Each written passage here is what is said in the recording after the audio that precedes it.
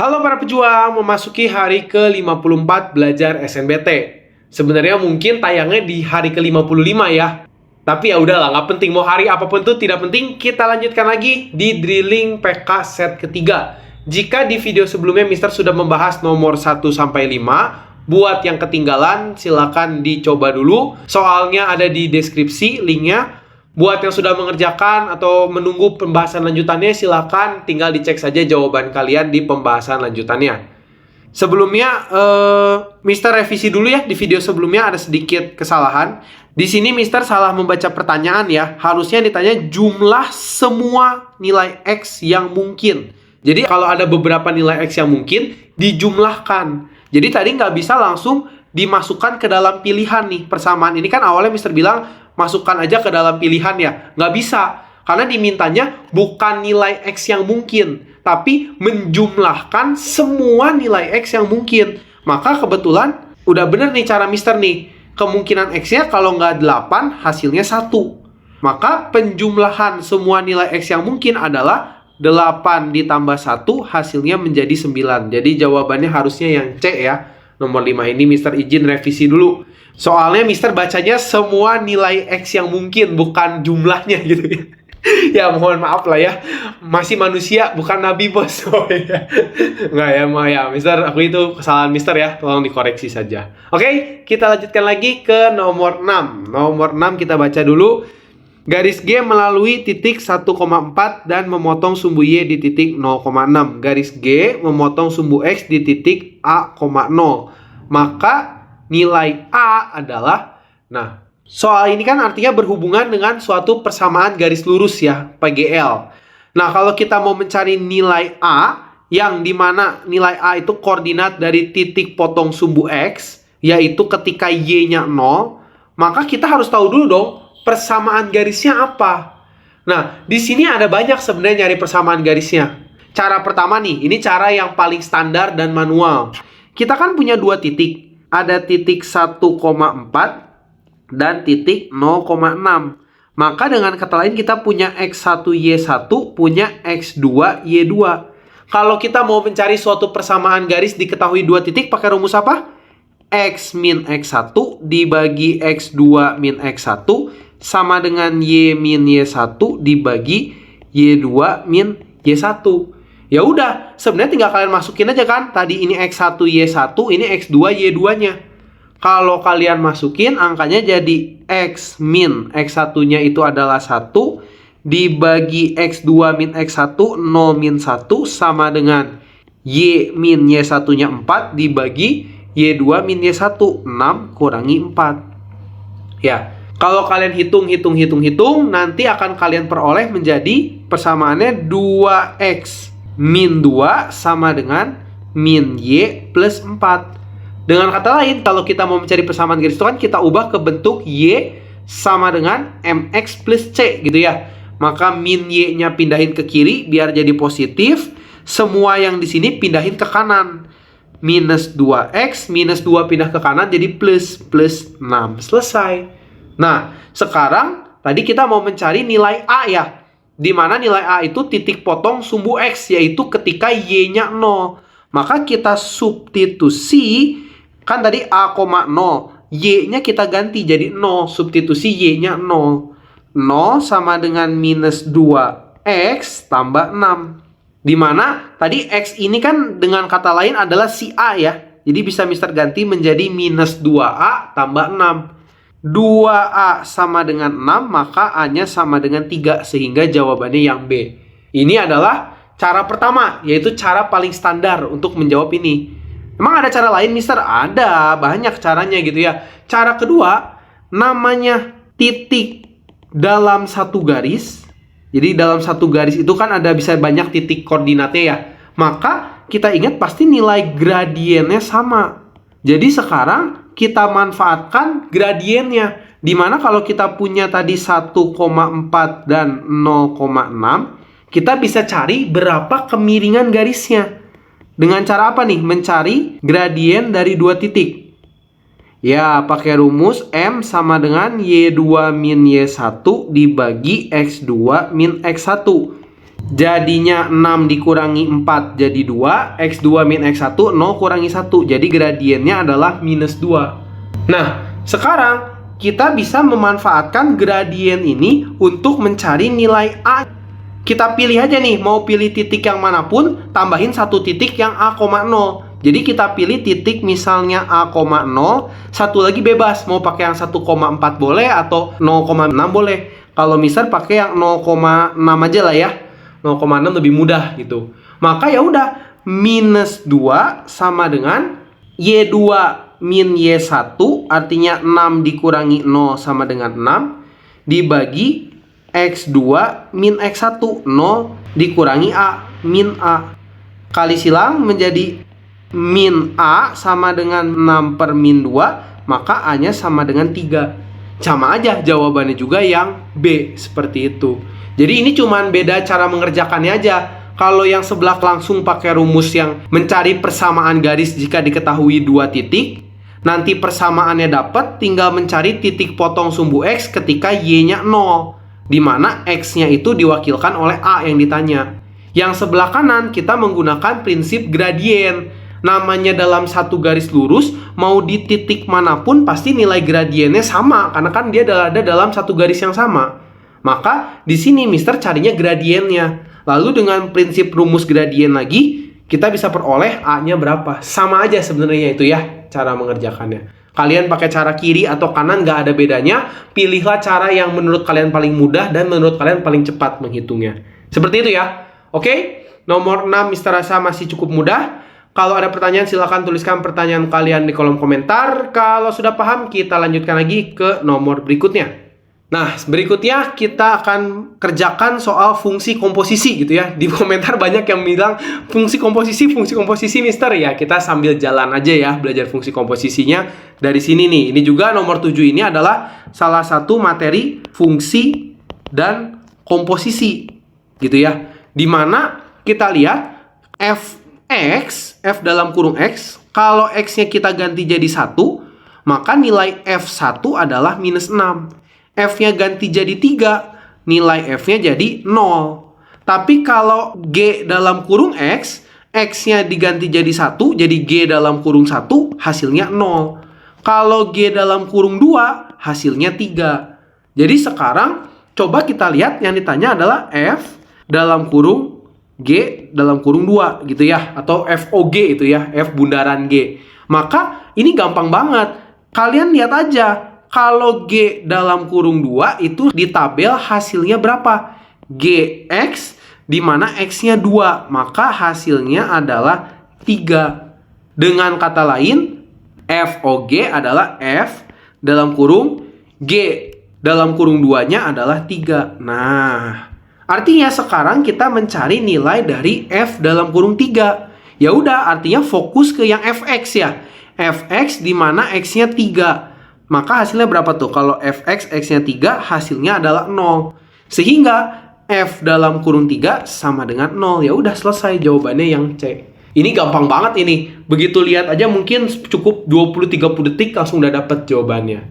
Cukup mudah ya untuk soal ini karena kalian tinggal membaca nilai dari tabelnya aja ya. Nilai Fx, Gx yang udah disediakan di tabel. Dimana X-nya tuh dia udah bikin bermacam-macam nih. Tinggal kita pakai aja gitu nilai yang ada di tabel. Seperti itu. Kalau ada yang masih bingung, silakan tuliskan pertanyaan kalian di kolom komentar. Kalau sudah paham, kita lanjutkan lagi ke soal berikutnya.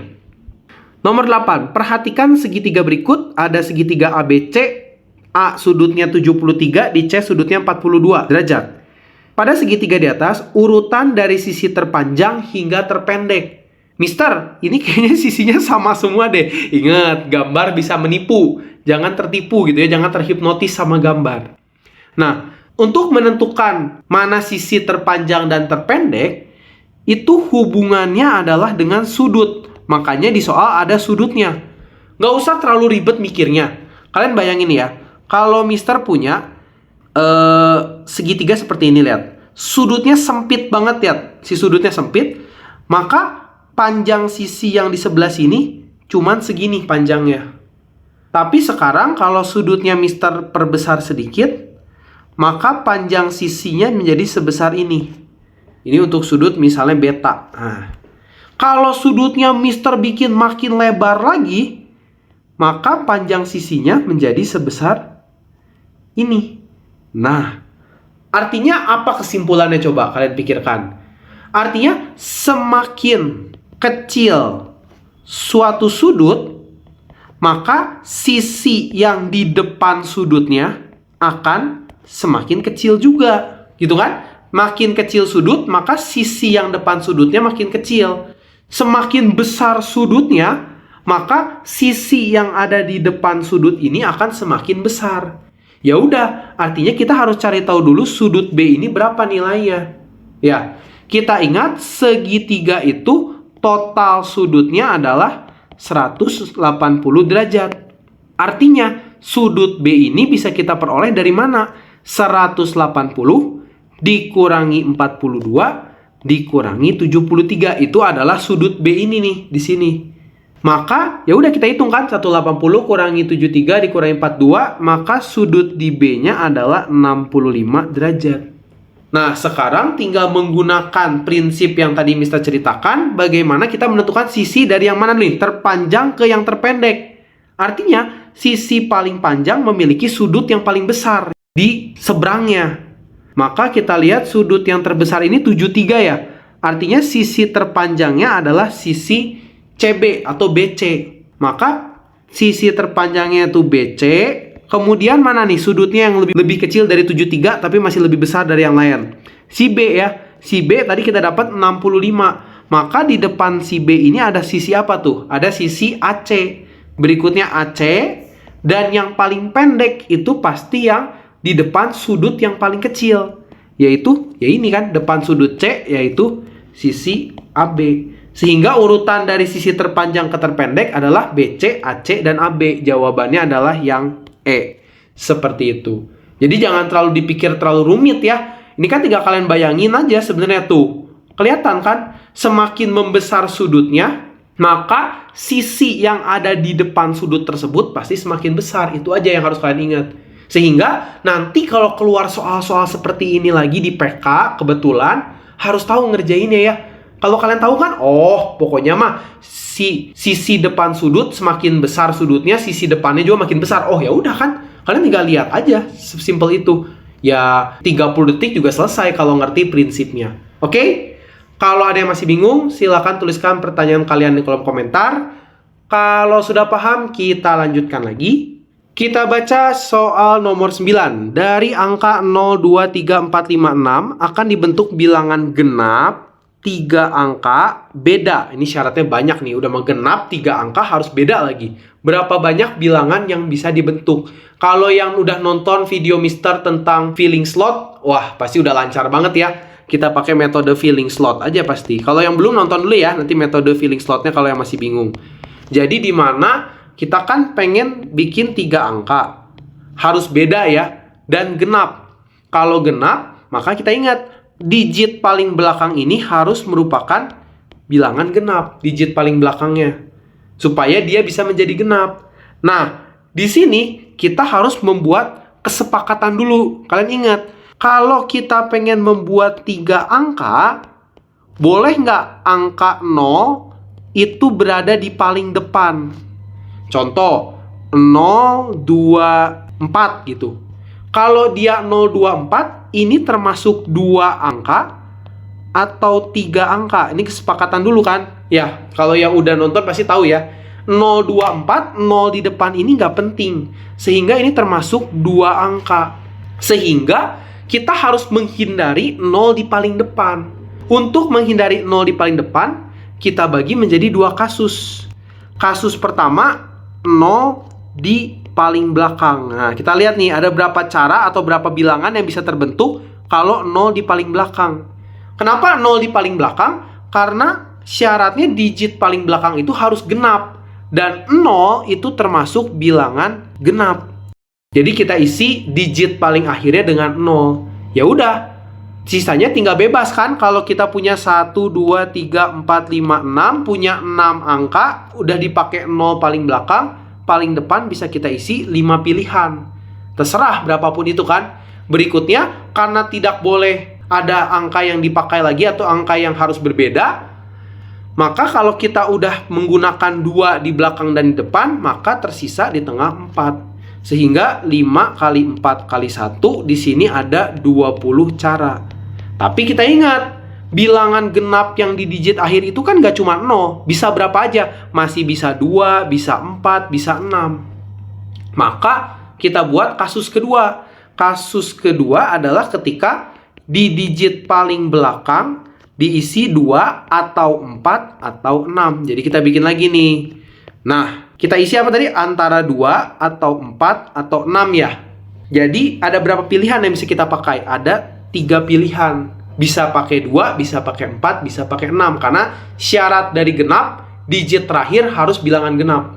Kemudian yang di depan sini, kalian ingat ada syarat kesepakatan kita ya. 0 tidak boleh di depan. Maka kalau misalnya tadi ada angka 0, 2, 3, 4, 5, 6, 0 ini di banned di paling depan. Nggak boleh dia diisi di paling depan. Nah, misal aja tadi di paling belakang, itu 2-nya kepake. Misal, 2-nya kepake. Maka sisa bilangan yang bisa dipakai untuk digit pertama berapa? Tersisa 4 bilangan. Nah, sekarang kalau di tengah boleh ada 0 nggak? Misalnya 204, itu termasuk 3 bilangan nggak? Ya, itu termasuk 3 angka gitu ya. Maka 0 boleh di tengah. Sekarang kalau di tengah 0 boleh nih. Sisa 0 misalnya 3, 4, 5, dan 6. Maka sekarang karena 0 diperbolehkan lagi, maka masih tersisa 4 pilihan. Jadi 4 kali 4 kali 3. Jadinya ada 48 cara. Nah, banyaknya bilangan genap dari angka 0, 2, 3, 4, 5, 6 tidak boleh berulang atau harus beda dan berisi 3 angka adalah tinggal dijumlahkan kan. 20 tambah 48, 68 cara. Kayaknya Mister pernah bahas ya. Rasanya dejavu ya. Ngerjain soalnya kayaknya Mister pernah bahas soal begini persis deh. Kayak dejavu gitu loh ngerjain. 68 lagi jawabannya Mister ingat banget gitu ya. Nah, buat yang masih bingung filling slot ini, coba ditonton dulu video Mister tentang filling slot. Di situ udah dijelasin sejelas-jelasnya, sedetil-detilnya, tipe-tipe soalnya. Oke? Kalau ada yang masih bingung, silakan tuliskan pertanyaan kalian di kolom komentar. Kalau sudah paham, yuk kita lihat sebelahnya di soal nomor 10. Pada bulan September tahun lalu, Zuberg menjual 200 unit laptop. Meningkat 25% dibanding penjualan laptop di bulan Agustus pada tahun yang sama. Banyak laptop yang dijual Zuberg pada bulan Agustus tahun lalu adalah... Nah, artinya kita nganggapnya gini. Di bulan Agustus, dia menjual laptopnya itu kita anggap sebagai 100% penjualan laptopnya. Nah, kita baca di bulan September, penjualannya meningkat 25%. Artinya kalau di bulan Agustus itu 100%, di bulan September meningkat 25%, maka penjualan laptop di bulan September adalah 125%. Nah, 125% itu kalau kita lihat di soal itu sebanyak 200 unit. Nah, berapakah laptop yang terjual di bulan Agustus ketika sebelum meningkat 25%? Kalau di sini sih ya gampang aja. Kita pakai prinsip perbandingan kan, 100 dibagi 125 kali 200 unit. Jadi 100% yang kita mau cari dibagi yang diketahui 125 kali yang diketahui 200 unit. 125 20 coret, 85 5 100 coret jadinya 20. Sehingga 20 kali 8 adalah 160 unit. Jadi di bulan Agustus si Zuberg menjual laptop 160 unit. Di bulan September naik 25% menjadi 200 unit. Masuk tuh. Jadi jawabannya adalah yang C. Mister, aku masih bingung. Ya udah, kalau masih bingung gini. Kita anggap di bulan Agustus itu kan 100%.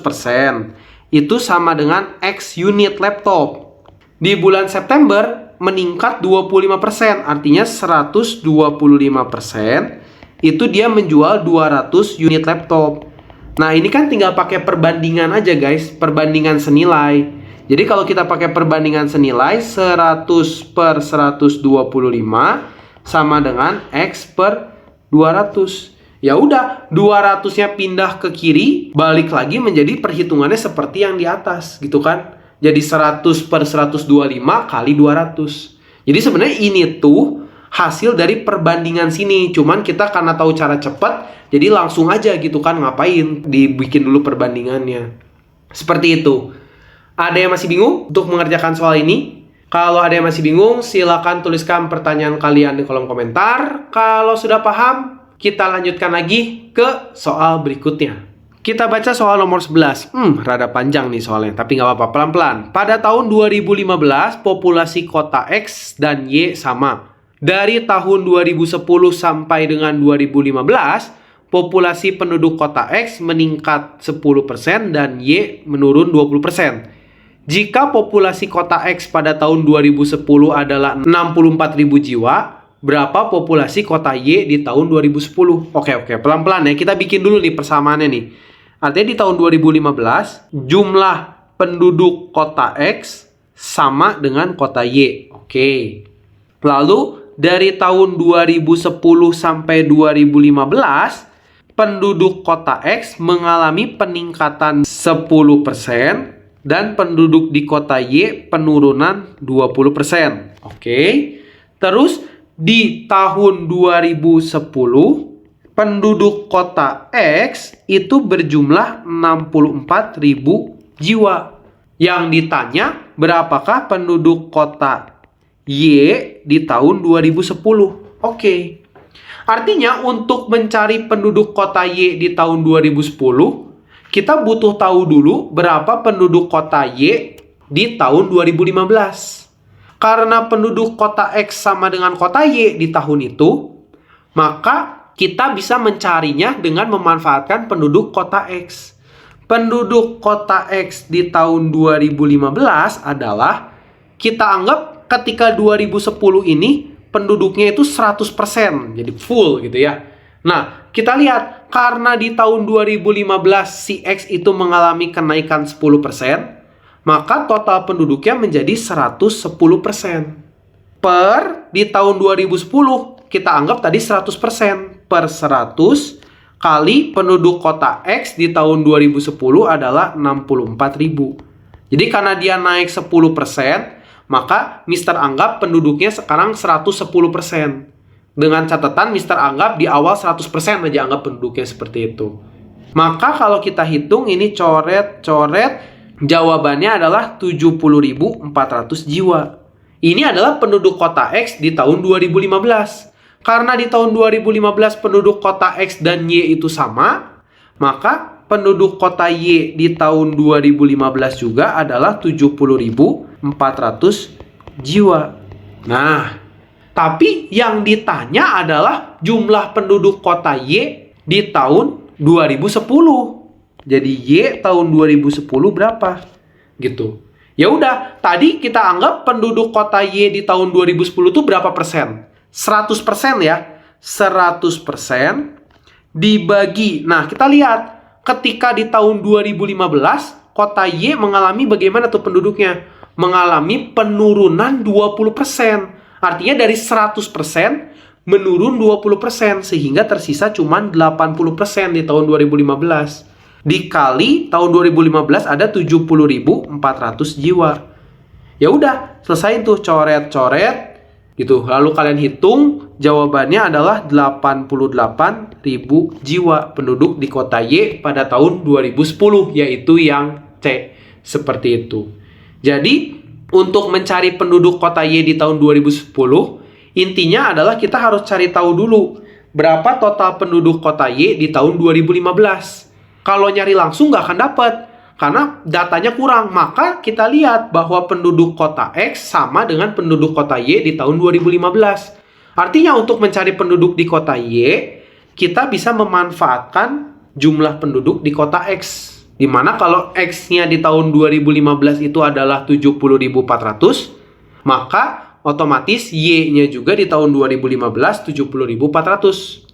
Kemudian penduduk kota Y di 2010, kita anggap aja tadi 100% di tahun 2010. Karena di 2015 menurun 20%, artinya sisa 80. 100 per 80 kali 70.400, selesai. Jawabannya adalah 88.000 jiwa. Seperti itu. Ada yang masih bingung untuk mengerjakan soal ini? Kalau ada yang masih bingung, silakan tuliskan pertanyaan kalian di kolom komentar. Kalau sudah paham, boleh deh kita coba satu soal lagi lah ya. Nah, ini soal yang paling menarik nih ya.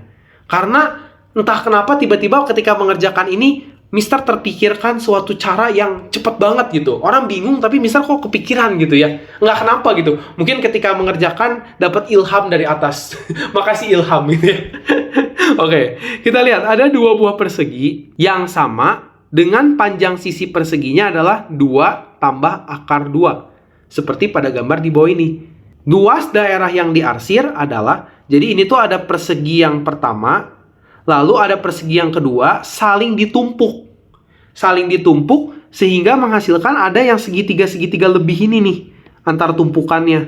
Nah, pertanyaannya adalah berapakah luas segitiga-segitiga yang diarsir ini totalnya? Seperti itu ya.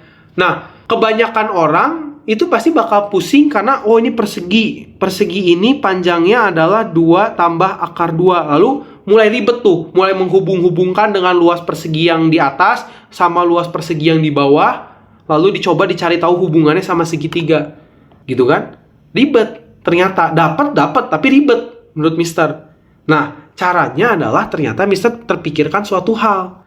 Kita kan tahu ya bahwa sisi persegi ini panjangnya adalah 2 tambah akar 2. Betul kan? Nah, di sini lihat ada tanda apa ya, namanya kalau ini apa? Namanya sih Mister nggak tahu ya. Yang jelas kalau ada tanda seperti ini tuh menunjukkan bahwa panjang sisi sini sama dengan sisi sini, panjang sisi sini sama dengan sisi sini.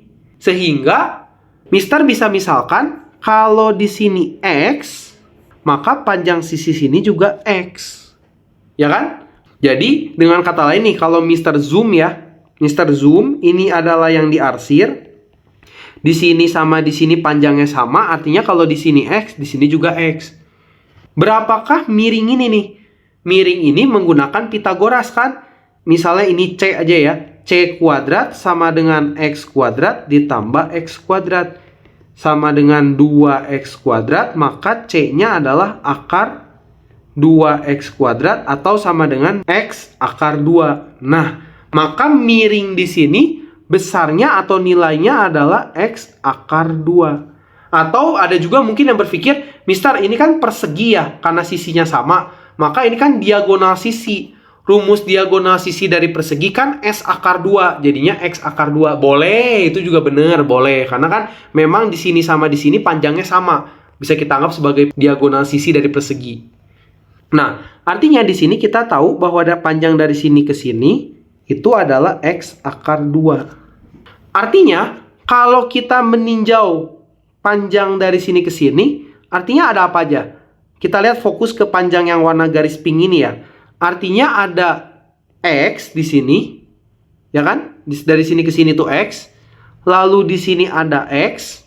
Lalu dari sini ke sini yang miringnya adalah X akar 2. Jadi ini X, ini X, ini X akar 2. Maka kita tahu panjang dari sini ke sini nilainya adalah 2 tambah akar 2. Sehingga Mister bisa membuat suatu kesimpulan kalau nilai X ditambah X ditambah X akar 2 itu harus sama dengan panjang sisi perseginya, yaitu 2 tambah akar 2.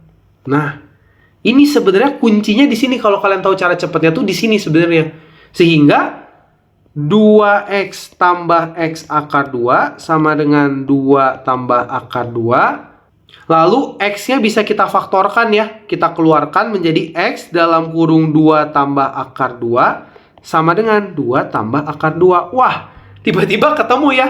Sama gitu ya, 2 tambah akar 2. 2 tambah akar 2, 2 tambah akar 2 coret.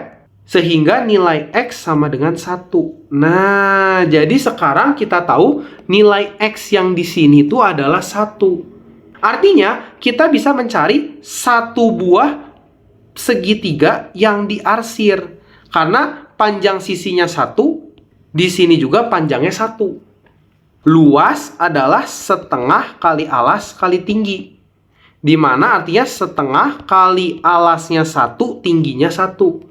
1 kali 1. Maka luas satu segitiga yang diarsir adalah setengah. Itu tuh ingat, luas 1 segitiga yang diarsir. Di soal ada 8 segitiga yang diarsir, maka luasnya adalah setengah kali 8 sama dengan 4. Jadi jawabannya adalah yang E. Jadi di sini kadang orang tuh terlalu fokus sama gambar persegi yang saling bertumpuk gitu tuh, yang saling bertumpuk lalu diputar sedikit gitu perseginya. Padahal fokusnya jangan ke situ. Fokusnya langsung aja ke segitiga yang diarsir. Dimana sebenarnya dari segitiga diarsir ini kalau kita misalkan dia sisinya X, sini juga pasti X. Kita dapat miringnya X akar 2. Kalau kita ingat sisi perseginya tadi dikasih tahu di soal 2 tambah akar 2. Sehingga X tambah X akar 2 tambah X sama dengan 2 tambah akar 2. Itu kuncinya di situ sebenarnya. Jangan fokus pada persegi yang besarnya. Karena sebenarnya kalau kalian mencari luas 1 segitiga yang diarsir, seperti yang Mister lakukan kan, Mister cari luas 1 segitiga yang diarsir, dimana kalau tadi X-nya 1, maka alas dan tinggi segitiganya 1, luasnya jadi setengah. Ya nyari 8 buah segitiga nih, 4, 5, 6, 7, 8, ya tinggal kali 8 aja.